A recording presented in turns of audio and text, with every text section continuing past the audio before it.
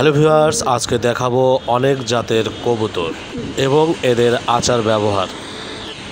কবুতর এক ধরনের শান্তিপ্রিয় ও গৃহপালিত পাখি। এটি কলম্বিটে পরিবারে অন্তর্ভুক্ত এবং এর বৈজ্ঞানিক নাম কলম্বা লিবিয়া। কবুতরকে আমরা সাধারণত ঘরোয়া পাখি বা পোষা পাখি হিসেবে চিনি, তবে কিছু কবুতর বন্য প্রকৃতিতেও দেখা যায়। কবুতর অত্যন্ত শান্ত, নিরীহ ও সামাজিক স্বভাবের পাখি। এরা দলবদ্ধভাবে চলাফেরা করে এবং একসাথে খাবার খেতে পছন্দ করে। নিজের জায়গায় একবার অভ্যাস হলে সেই জায়গা বারবার ফিরে আসে, এমনকি দূর থেকেও চিনে নিতে পারে। এরা অত্যন্ত বিশ্বস্ত, একবার জোড়া বাঁধলে সাধারণত সারা জীবন একসাথেই থাকে। রেসিং কবুতরগুলো অনেক দূর পর্যন্ত উঠতে পারে এবং পথ চিনে ঘরে ফিরতে সক্ষম হয়। কবুতরগুলো সাধারণত খেয়ে থাকে ধান, গম, ভুট্টা, সরিষা, চিরা, বাজরা, সরু চাল। মাঝে মাঝে তারা সবজি ও শাক পাতাও খেয়ে থাকে। কবুতরকে পরিষ্কার ও শুষ্ক খাবার দিতে হয়, নইলে তারা সহজে অসুস্থ হয়ে পড়ে। তাদের জন্য পর্যাপ্ত পরিমাণে জল থাকা জরুরি। কবুতর সাধারণত উঁচু জায়গায় বা ভবনের ছাদে, বারান্দায় বাসা তৈরি করে। গৃহপালিত কবুতরের জন্য পাটাতনের বাক্স বা খাঁচা বানিয়ে দেওয়া হয়।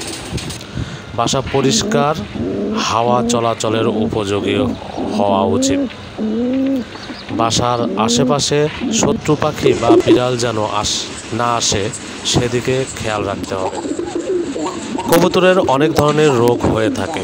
নিউক্লিয়াসের ডিজিজ, পক্স, প্যারাটাইফয়েড, কৃমি, চোখ বা নাক দিয়ে জল পড়া, এরকম অনেক রোগ এই কবুতরের হয়ে থাকে।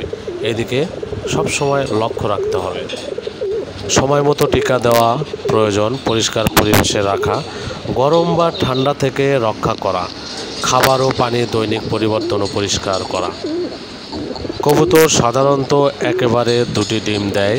ডিম থেকে 17 থেকে 19 দিন পরে বাচ্চা ফোটে।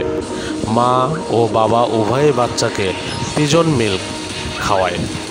এটা তাদের গলার থলিতে তৈরি হয়। কবুতরের ঘরে ফিরে আসার ক্ষমতা খুবই বেশি। পুরনো যুগে চিঠি বা বার্তা পাঠানোর কাজে পিজন পোস্ট ব্যবহার হতো। এই জন্য কবুতরকে শান্তির প্রতীক হিসেবে ধরা হয়। কবুতর এক অনন্য, নিরীহ ও উপকারী পাখি।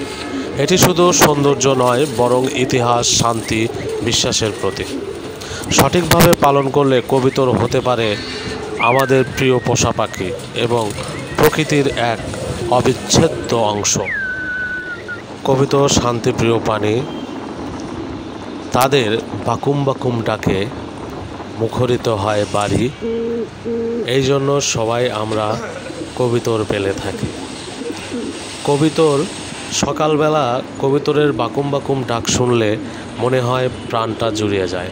আর এই প্রাণীটি যখন আপনার বাসা বাড়িতে পালন করবেন তখন অবশ্যই দেখে শুনে পালন করতে হবে, কারণ এদের একটু যদি থাকার সমস্যা হয় তারা কিন্তু আর আপনার সেইখানে থাকতে চায় না। এরা হলো সুখ পায়রা, এদেরকে বলা হয় সুখ পায়রা, ঠিক আছে? এরা সুখ যেখানে পাবে সেখানে এই পায়রাগুলো থাকবে। আগেলে মুরব্বীরা বলে যে সুখ পায়রা, এই সুখ পায়রা যদি সুখ না পায়, এর থাকা এবং খাওয়ার এগুলোর সমস্যা হলে এদের পালা অসম্ভব, এদের পালন করা, পোষ মানানো এগুলো অসম্ভব হয়ে পড়ে। খাবারের ক্ষেত্রেও তাই, কিছু গম, সরিষা দানা এগুলো তাদেরকে দিতে হয়।